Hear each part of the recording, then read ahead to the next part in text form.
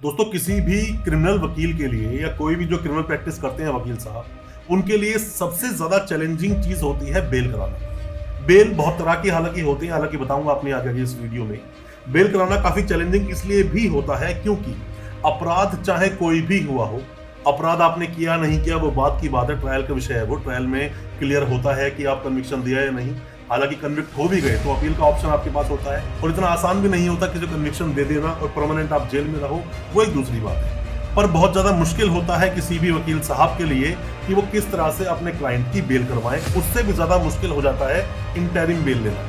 Interim हालांकि दोस्तों आसानी से बेल मिल जाती है। इंटरिम बेल की बात करें, अंतरिम जमानत की हम लोग बात करें, या फिर हम टेम्परेरी बेल की बात करें, ये सब एक ही वर्ड होते हैं। इंटरिम बेल जो होती है वो मिलती है कुछ पीरियड के लिए, कुछ शॉर्ट पीरियड ऑफ टाइम के लिए। बहुत सारे ग्राउंड्स हो सकते हैं, कुछ सॉलिड ग्राउंड्स आपको बताऊंगा जिन पर आपकी बेल हो ही जाएगी, और कुछ ऐसे भी ग्राउंड बताऊंगा जिन पर भी आपको बेल लगानी जरूर चाहिए।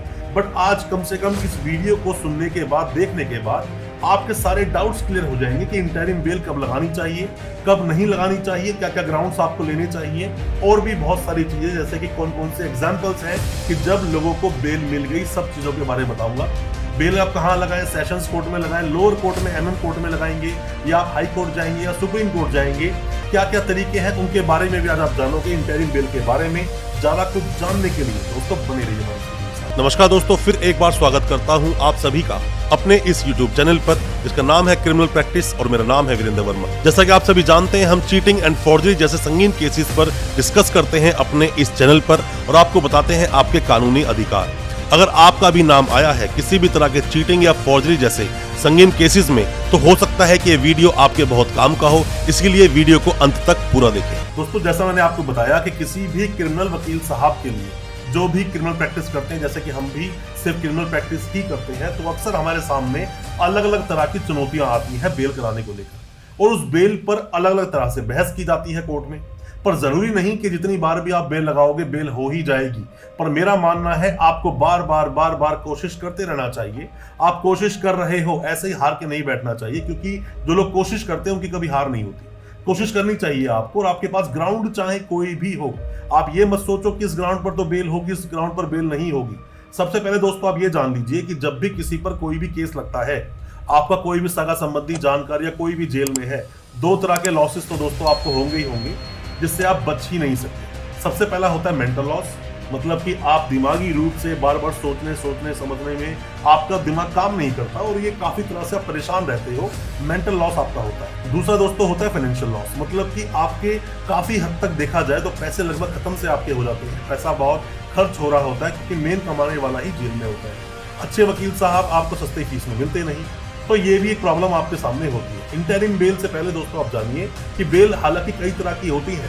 रेगुलर बेल, जब कोई इंसान जेल में है उसको जेल से बाहर निकालना है।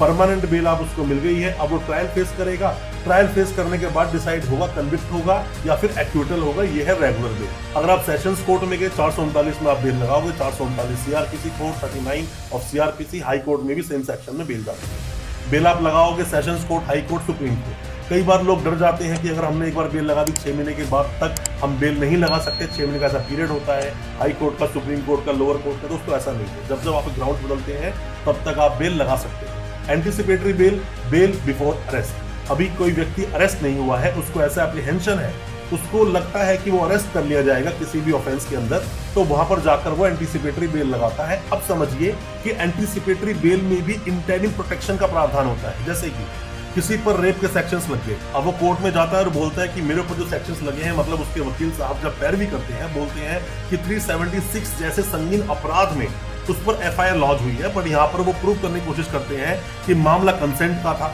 मतलब कि लड़की ने पूरी अपना कंसेंट दिया, विल था पूरा उसका देने के लिए, उसके बाद ही जाकर वो एक संबंध स्थापित हुए। तो यहाँ पर जब एंटीसिपेटरी बेल की सुनवाई चल रही होती है तो यहाँ पर इंटरिम प्रोटेक्शन की डिमांड करते हैं आपके वकील साहब, या फिर अक्सर आप देखोगे आपके 420 के जो मामले होते हैं उसमें भी इंटरिम प्रोटेक्शन की डिमांड करते हैं, या कोई भी जब एंटीसिपेटरी बेल लगाई जाती है इंटरिम प्रोटेक्शन की डिमांड करते हैं कि जब तक इस बेल पर पूरी तरह सुनवाई नहीं हो जाती, जो हाईकोर्ट डेट लगाते हैं आगे की, तब तक के लिए मुझे प्रोटेक्शन दी जाए जब तक पुलिस मुझे अरेस्ट ना करे। एक तो ये तरीका होता है।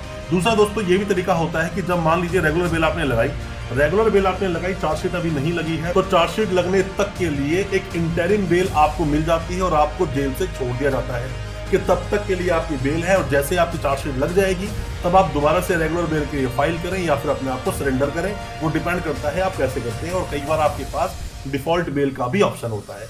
अब मैं आता हूं सीधे मुद्दे पर, जो आपने हमसे बात की थी इंटरिम बेल के बारे में, क्योंकि बहुत सारे लोगों ने इंटरिम बेल के बारे में हमसे सवाल किया। क्योंकि जैसा मैंने आपको बताया कि आपको रेगुलर बेल, एंटीसिपेटरी बेल और अब इंटरिम बेल। इंटरिम बेल दोस्तों क्या है? अब कोई भी आपका जान का सगा संबंधी जेल में, जेल में कोई भी इंसान बंद है, फिर चाहे वो अभी जेल गया है 1 हफ्ता ही क्यों ना हुआ हो, 10 दिन ही क्यों ना हुए हो, या फिर आप कई बार देखते हैं एनडीपीएस जैसे मामलों में, पॉक्सो जैसे मामलों में, यूएपीए जैसे मामलों में, जो कि बहुत संगीन अपराधों में आते हैं, मर्डर के मामले में या फिर गैंगरेप के मामले में, ऐसे मामलों में कोई भी व्यक्ति जेल में बंद है, अब उसके परिवार में, घर में किसी की मृत्यु हो जाती है, तो ऐसे में यहाँ पर वो इंटरिम बेल लगाते हैं, बोलते हैं मेरे घर में किसी की डेथ हो गई है, मेरा जाना जरूरी है, मेरे फादर की, मदर की, भाई बहन या किसी की भी डेथ हो सकती है, आप मेरा जाना जरूरी है, तो वहां पर आपको कुछ वक्त के लिए, कुछ दिनों के लिए इंटरिम बेल मिल जाती है। या फिर मान लीजिए कि आपकी वाइफ की डिलीवरी है, जैसे कि एक केस में मैंने देखा था, मैं दिल्ली हाई कोर्ट में ही बैठा था, तो वहां पर वकील साहब ने किसी की इंटरिम बेल लगाई कि भाई मेरी वाइफ की डिलीवरी है, और मेरी वाइफ की डिलीवरी ठीक आज से 1 महीने के बाद है, पर वो वकील साहब जो बहस कर रहे थे, वो बहस कर रहे थे रेगुलर बेल पर अपने उस पिटीशन में वकील साहब ने जिक्र किया हुआ था वाइफ की डिलीवरी का। तो डिलीवरी पर जैसे ही उन्होंने आर्गुमेंट शुरू किया कि मुझे इंटरिम बेल ग्रांट कर दी जाए, अगर रेगुलर बेल मेरी डिसमिस की जा रही है तो यहाँ पर खड़े होकर साथ में जो पीपी साहब होते हैं, जिनको आप बोलते हो कि वो खड़े हैं वहां पर आपके अगेंस्ट में, जो स्टेट के वकील होते हैं, वो बोलते हैं कि नहीं, बेल नहीं दी जानी चाहिए, क्योंकि घर में उनके सास ससुर है, भाई बहन है, तो ऐसे में बेल नहीं दी जानी चाहिए। तो वहां पर जज साहब का, क्योंकि जस्टिस साहब जो थे, उन्होंने यहाँ पे रिप्लाई किया कि क्या कोई भी उनके हस्बैंड को रिप्लेस कर सकता है, तो ऐसे में बेल दी जानी चाहिए अगर किसी की वाइफ की डिलीवरी है। तो दोस्तों ये बड़े सॉलिड ग्राउंड्स होते हैं, वाइफ की डिलीवरी का होना, किसी की डेथ का होना, वाइफ का कोई ऑपरेशन होना, छोटे बच्चे हैं आपके, उन्हें कोई क्रिटिकल प्रॉब्लम हो गई है, उनका ट्रीटमेंट करवाना, ये सब बड़े ही स्ट्रॉन्ग ग्राउंड्स आपके पास होते हैं। तो आपको ऐसे में बेल जरूर लगानी चाहिए अगर आप इंटरिम चाहते हैं, इंटरिम बेल लेना चाहते हैं। या फिर कोई भी ग्राउंड आपके पास हो सकता है दोस्तों, घर में कोई भी बीमार हो आपके, कोई भी किसी की डेथ हो गई हो घर में, बच्चे की तबीयत खराब है, वाइफ की डिलीवरी है, या फिर किसी भी सगे संबंधी में कैसी प्रॉब्लम हो गई है जो क्रिटिकल कंडीशन है, या फिर माँ बाप का ऑपरेशन करवाना है, कोई भी ग्राउंड हो, आपको ग्राउंड के आधार पर बेल जरूर लगानी चाहिए, कोशिश जरूर करनी चाहिए। हो सकता है कि वहां से बेल आपको ग्रांट हो ही जाए, क्योंकि आप सोच कर बैठोगे कि नहीं मैं बेल लगाऊं या नहीं, दोस्तों उससे कुछ होगा तो है नहीं।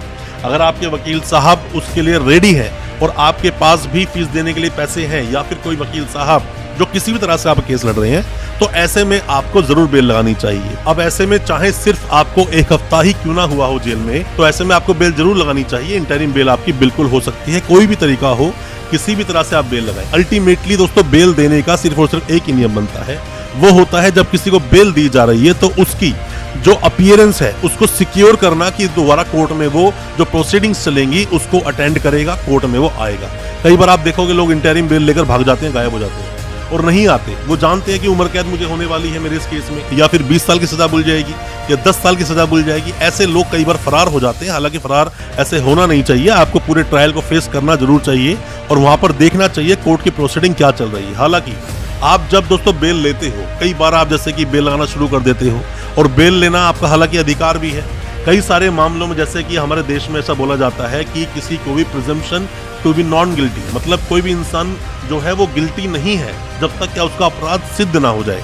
पर जो स्पेशल कानून है, जो स्पेशल प्रावधान है, जैसे पॉक्सो है, एनडीपीएस है, और भी कई तरह के मामले होते हैं, ऐसे मामले में प्रिजम्पशन होता है कि वो गिल्टी है।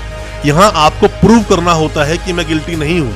ऐसे मामलों में बेल काफी लंबे टाइम के बाद हो सकती है आपकी, पर आपको इंटरिम बेल का सहारा आपको लेना चाहिए। इंटरिम बेल आप जरूर ले सकते हैं। इंटरिम बेल लेने के बाद आपके पास एक ग्राउंड और भी बन जाता है कि मैं बेशक से इंटरिम बेल पर बाहर था, बट मैंने किसी भी तरह से किसी भी डॉक्यूमेंट को टैंपर करने की कोशिश नहीं की, ना ही तो मैं जाके विक्टिम से मिला, ना ही मैंने किसी विटनेस को धमकाया। ऐसे कैसा ग्राउंड आपके बन जाते हैं जब आप किसी भी तरह से इंटरिम बेल पर बाहर आते हैं। और दोस्तों कई बार आप बेल लगाते हैं कि मैं बीमार हूं या फिर मैं जेल में बीमार हूं, मुझे ट्रीटमेंट की जरूरत है। जब ऐसा लगता है कि मामला बहुत ज्यादा सीरियस है तो वहां जज साहब क्या बोलते हैं कि ठीक है आप ट्रीटमेंट ले लीजिए, बट कस्टोडियल ट्रीटमेंट आपको मिलेगा।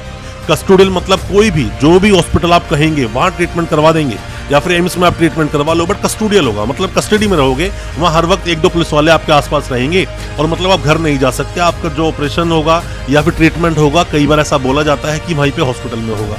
अभी आपने एक मूवी देखी होगी, एक ही बंदा काफी है, उसके अंदर भी जब वो वहां पर डिमांड करते हैं सुप्रीम कोर्ट में कि मेरे मुवक्किल को या फिर मेरे क्लाइंट को गंभीर बीमारी है, अमेरिका उनको जाना है लेकर, वहां पर वो ट्रीटमेंट होगा, तो वहां पर डिसअलाउ करा दी जाती है बेल की, वो इंसान भाग सकता है, मामला बहुत सीरियस है।